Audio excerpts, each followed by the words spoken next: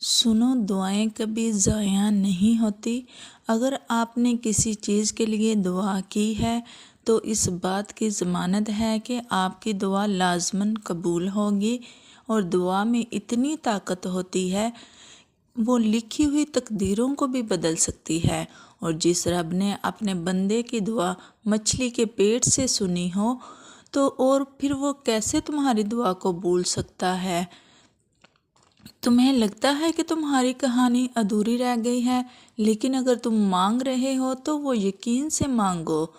تمہاری پکار وہ اپنے وعدوں کا بڑا سچا ہے۔ اگر تمہاری دعا قبول ہونے میں دیر لگ رہی ہے تو اس کا مطلب یہ نہیں کہ تمہاری دعا قبول نہیں ہوگی، بلکہ اللہ تعالیٰ تمہاری پسندیدہ چیز کو مزید خوبصورت بنا کر واپس عطا کرے گا۔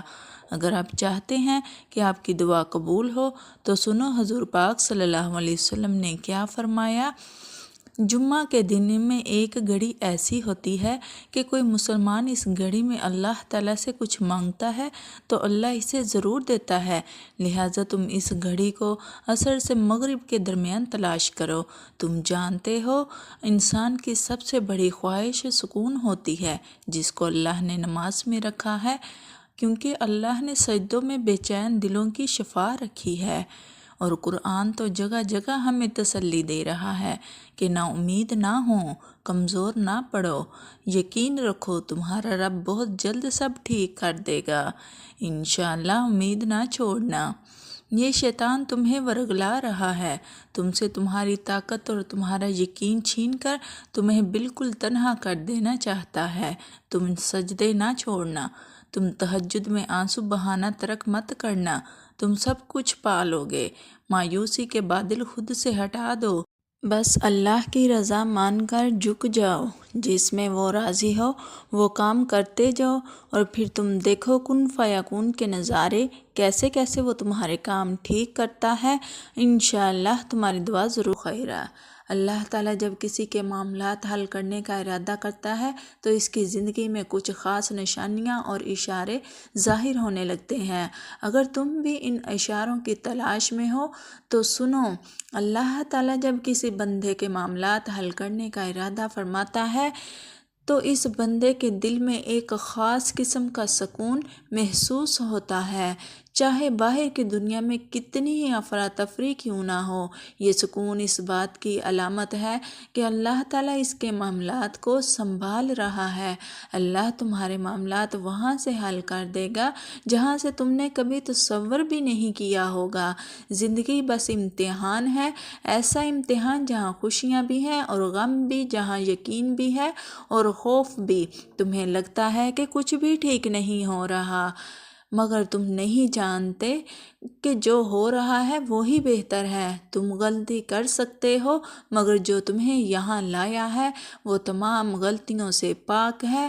اگر اس نے تم سے بہت کچھ لیا ہے تو بہت کچھ ایسا بھی دیا ہے جس کے تم قابل بھی نہیں تھے۔ وہ تمہیں ایسی مشکل گھڑی میں جہاں تمہیں سب کچھ ناممکن نظر آتا ہے وہاں لاتا ہے، اس لیے تاکہ تم جان سکو سب کچھ نصیب یا وقت کا نہیں ہوتا، کچھ چیزیں بس دعاؤں کی محتاج ہوتی ہیں۔ بس فرق اتنا ہوتا ہے دنیا رکاوٹ بنے یا پھر مقدر۔ جب مخلص دعا دل سے نکلتی ہے تو دعا اس کے حق میں قبول کر لی جاتی ہے یا اس دل کو صبر دے دیا جاتا ہے۔ تمہارا یقین ہی تمہیں زندہ رکھتا ہے۔ جب ساری امیدیں اللہ سے وابستہ کر لی جائیں تو ہار جانے کا ڈر کیسا؟ جو جنگ اللہ کے ساتھ مل کر لڑی جاتی ہے اس میں شکست کبھی نہیں ہوتی۔ جس کا کوئی خیال نہیں کرتا اس کا خیال اللہ کرتا ہے، اور اس کی آغوش سے بہترین اور محفوظ جگہ کوئی بھی نہیں۔ وہ تو 70 ماؤں سے بڑھ کر تم سے پیار کرتا ہے۔ سوچو، تمہاری اپنی سگی ماں تمہاری آنکھ میں ایک آنسو نہیں دیکھ سکتی تو وہ 70 ماؤں سے زیادہ پیار کرنے والا کیسے تمہاری آنکھوں میں آنسو دیکھ سکتا ہے؟